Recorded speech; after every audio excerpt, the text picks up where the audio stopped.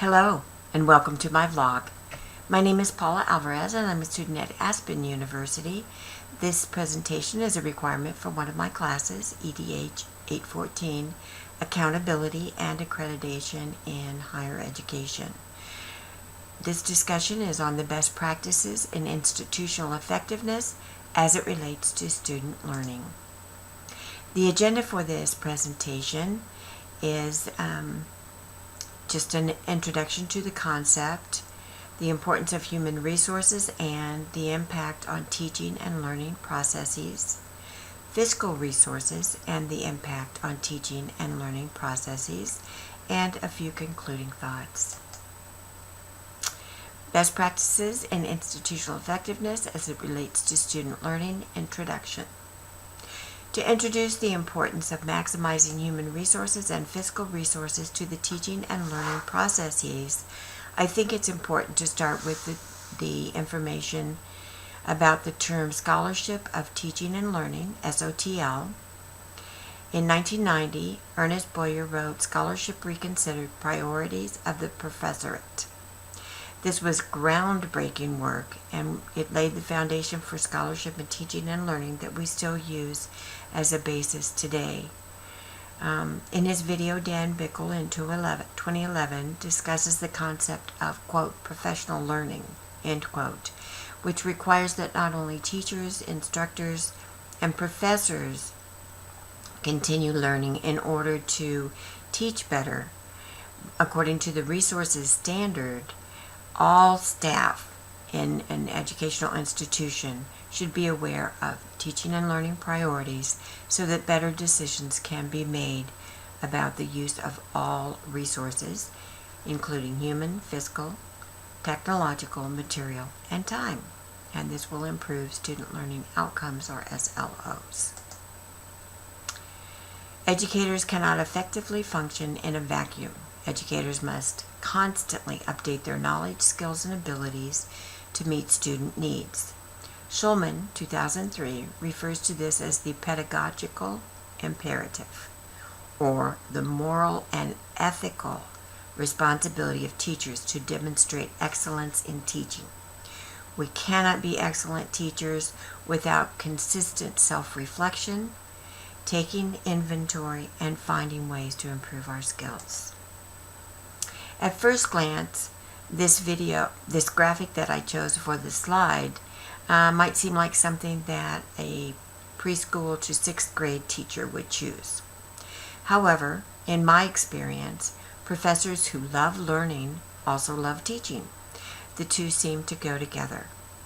For example, one of my favorite professors told me never to grow up, and I'm going to take that at face value. I think that enthusiasm for learning relates to enthusiasm in teaching.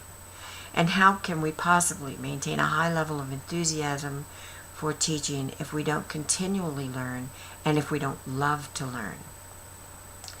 So the impact of human resources on teaching and learning processes is a hot topic in higher education today.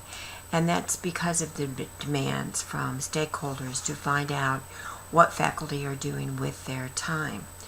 Some stakeholders demand that faculty spend more time in the classroom, teach more students, and spend less of their time in producing research and publications.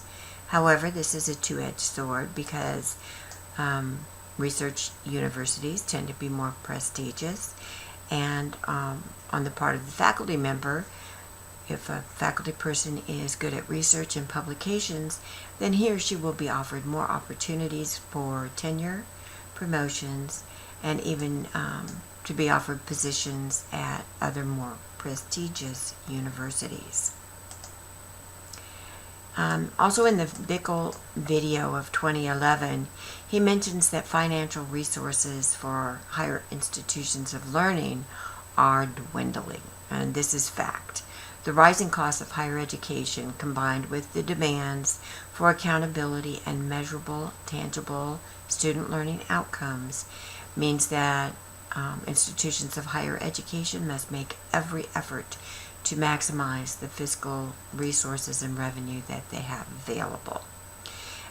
People look at return on investment as far as, is my son or daughter as a student paying this high amount of tuition, is he going to be ready to find a job upon graduation?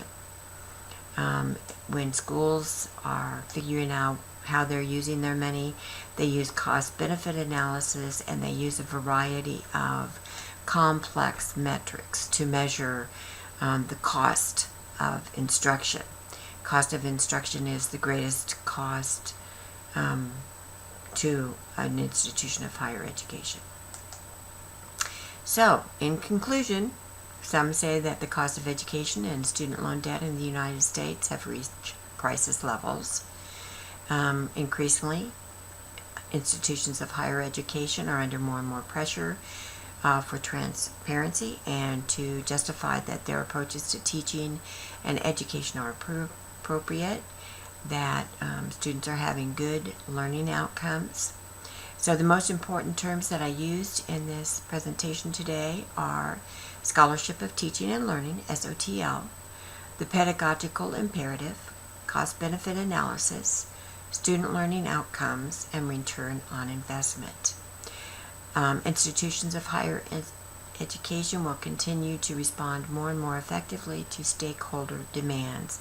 I'm going to scroll through the references kind of slowly, and thank you very much for your attention this evening, and I hope you learned something new.